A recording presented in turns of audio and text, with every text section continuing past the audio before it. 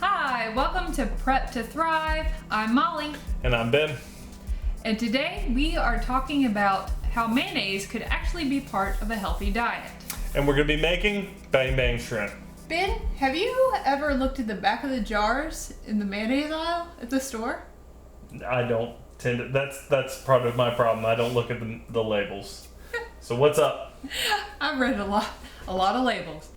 So if you take a look at the labels on the mayonnaise jars, they will boast about things like being real mayonnaise or about having ingredients like olive oil.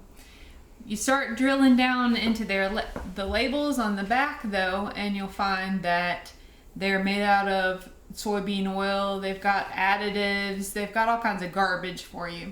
So I don't recommend any of the major brands of mayonnaise. If you're going to use mayonnaise, there are a couple of brands that actually have quality ingredients like Primal Kitchen, or I think Sir Kensington makes one that doesn't have garbage in it.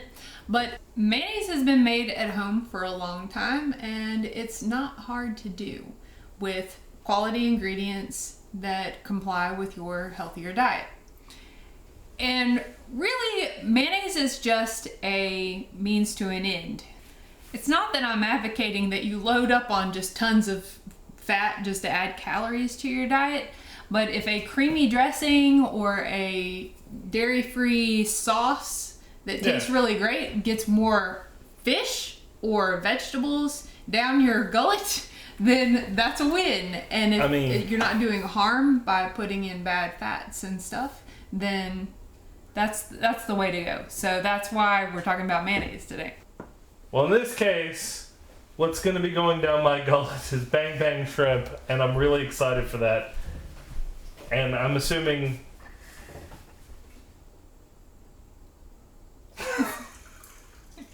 So, in this case, when you're talking about a creamy sauce, I'm assuming you're just talking about the Bang Bang Shrimp sauce, right? That's what's going down my gullet today.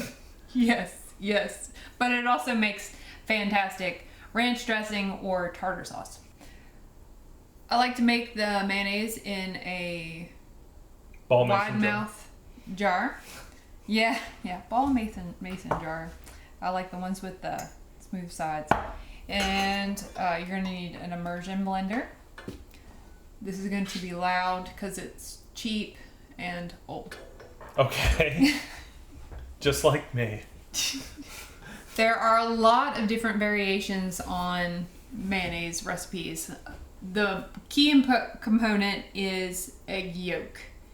So some recipes call for whole eggs, but you don't need the egg white. So I used to make the mayonnaise with just yolks. I would separate them from my eggs out of my yard. But I want to show you that the eggs out of my yard come in kind of nasty sometimes. And with it being a raw egg product, nobody's ever gotten sick from the mayonnaise that I make. But just as a precaution, I stopped using the raw egg and I've been using powdered eggs, my Thrive powdered eggs. These contain both the yolk and the white, but like I said, a lot of recipes call for a whole egg anyway. During the Whole30, my wife wound up making some of this homemade mayonnaise, but I never was hanging around when she was doing this, so I'm really interested to see how this works, especially with the powdered eggs. I've made Bang Bang Shrimp before, but I made it the traditional way: Kewpie mayonnaise, chili sauce, and sriracha. So I'm interested to see a better way to do this because I really like this dish. All right, so this is going to be the equivalent of one egg, but I'm going to short the water that you would need to reconstitute an egg by 1 tablespoon. So that's 2 tablespoons powdered egg, 2 tablespoons of water. Another thing that can help the emulsification process is just a little bit of Dijon mustard. Fancy mustard. Fancy. Anyway, you just need like a drip. It's like 1/8 of a teaspoon. Okay. That supposed to help things along a bit. So now we're going to add some vinegar. Yep, I'm going to add in half a tablespoon of vinegar. Some recipes call for white wine vinegar. Some of them call for lemon juice. What you want is some acid. And if you were using whole egg yolks, I don't know, I always felt like the vinegar would help with this the bacteria situation. I don't know. I used to swish them around in the vinegar. Well, I keep a lot of apple cider vinegar on hand for pulled pork, brisket, things like that when I'm doing them out in the smoker.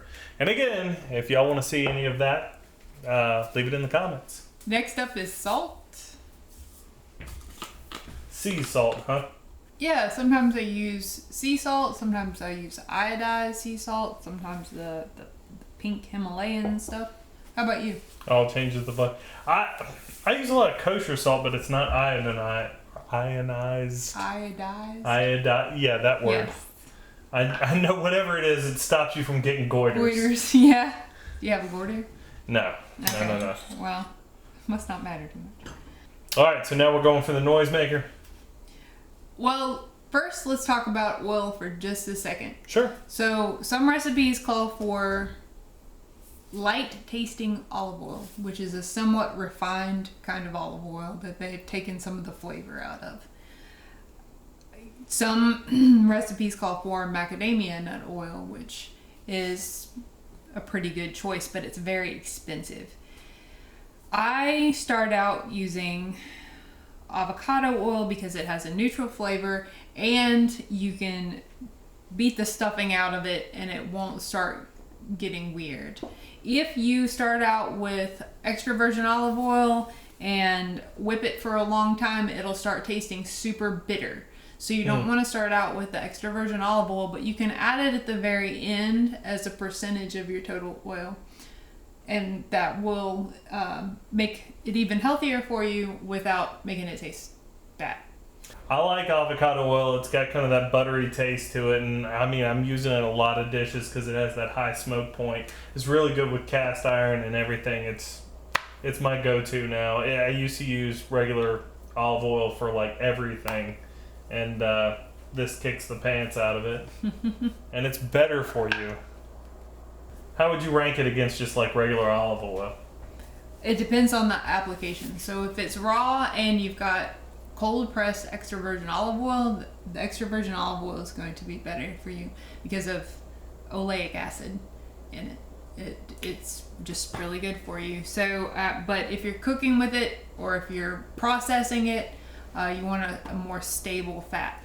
And I like the avocado oil for things where you need a liquid fat, but for things that you need to heat up, those solid fats are also a really good option. Okay. So solid fats, those would be like what? I use pastured tallow and lard and like schmaltz from chickens every once in a while. You know, that adds a lot of flavor. It helps you absorb your fat soluble vitamins. Don't go crazy and overboard, but your body knows what to do with those natural fats. What I've stopped using is canola oil and soybean oil, things like that, because they tend to be GMO. They are processed with solvents to remove the oils from the seeds, and then they have to remove the solvents and all of the flavors, which is where the nutrients are in the flavors typically. So after all that processing, what you're left with is an oil that gets rancid easy, and it's just too many questionable things going on with those seed oils, so I just leave them on the shelf. There's better options. Okay, so we're gonna need a total of half a cup of oil to complete this recipe size. And you want to start out with just a little bit of the oil, and you want to get to the point where it's starting to thicken before drizzling in the remainder of your oil. Because if it doesn't start emulsifying with this little bit that's never gonna go. There is an old wives' tale that I was told when I mentioned to somebody that I make my own mayonnaise, and they asked if I can make it when it's cloudy outside, because supposedly if it's cloudy outside or raining, you can't make mayonnaise. I have defied it a couple of times, but sometimes it doesn't work. Okay.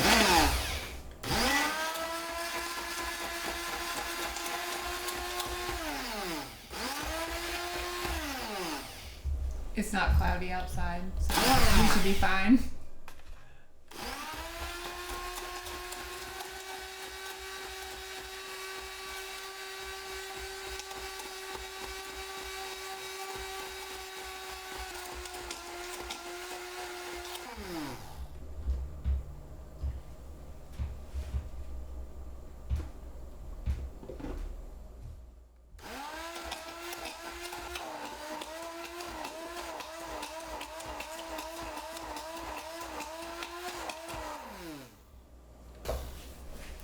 Alright, she's gonna go ahead and add a little bit of olive oil here, apparently. Just a little bit here at the end, since we're not gonna heat this stuff up. But if you beat it too long or add too much oil that your emulsifier can't handle it, then it'll start breaking down again. So.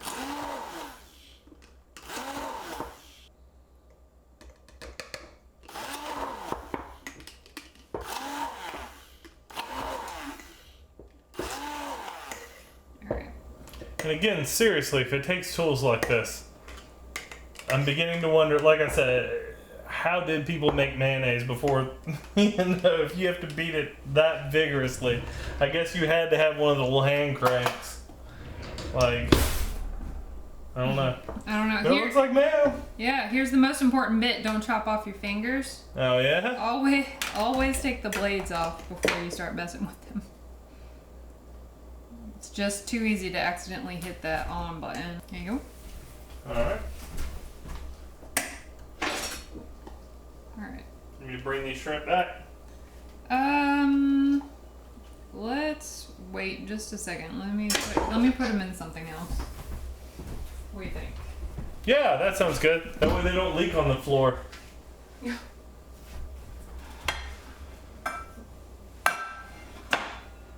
An unrelated note, you wouldn't happen to have a paper towel, would you? Completely unrelated to shrimp juice on the floor.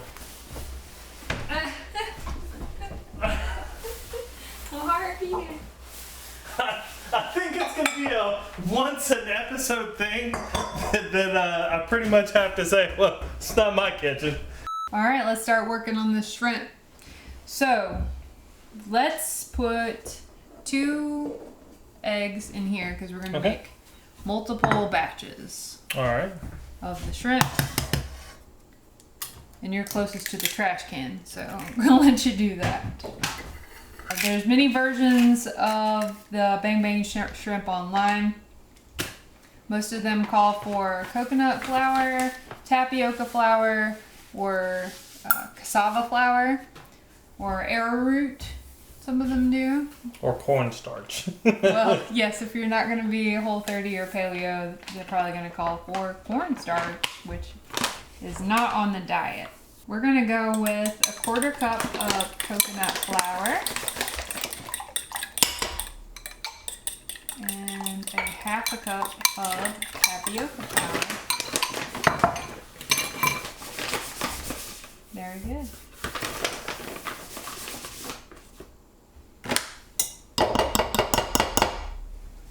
Alright.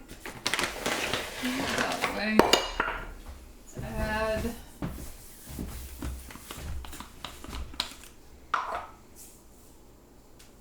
generous amount of salt because we're not going to be breading these super thick, and that's pretty much all the salt I'm going to put into it.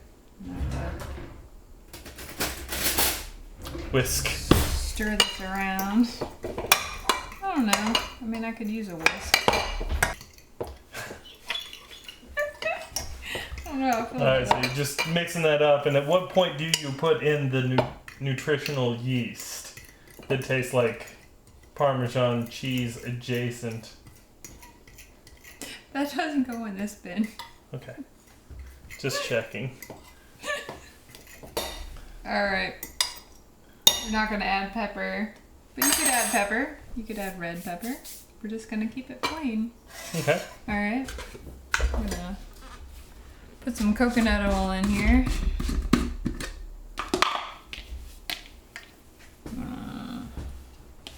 Hit that. I'd like to keep my eyebrows. That's good. That's a lot of oil though. That is a lot of oil. Individually? Nah, just try to kick them out with it. I just used to get my hands all in it.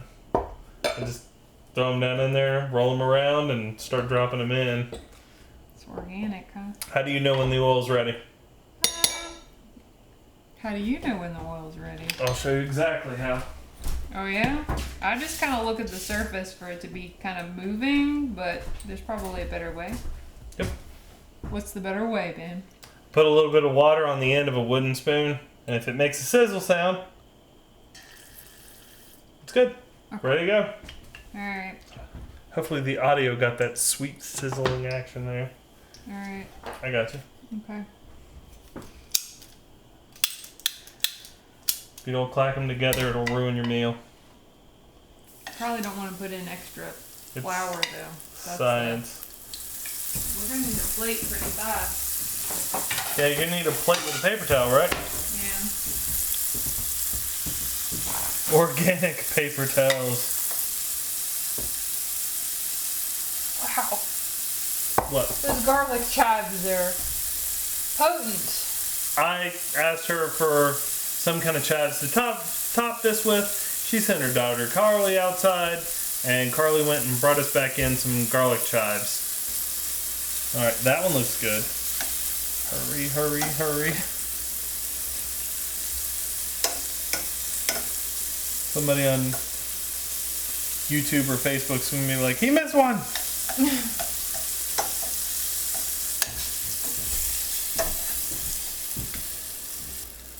Okay, while he finishes up the shrimp, I'm going to transform this mayonnaise into the sauce. And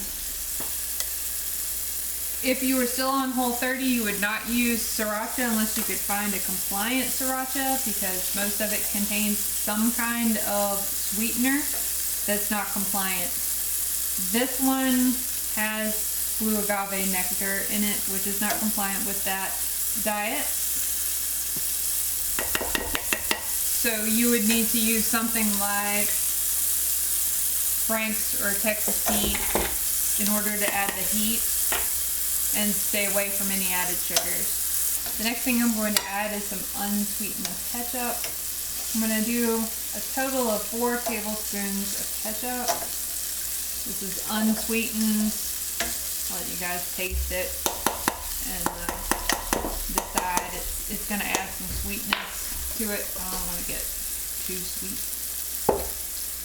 The next ingredient is coconut aminos, and it's a soy sauce alternative. Contains no soy. Just gonna add 1 tablespoon of that. And now a tiny little bit of minced garlic. We'll stir that up and see how we're doing. I have a mess. I have a big mess. Well, it's not my kitchen.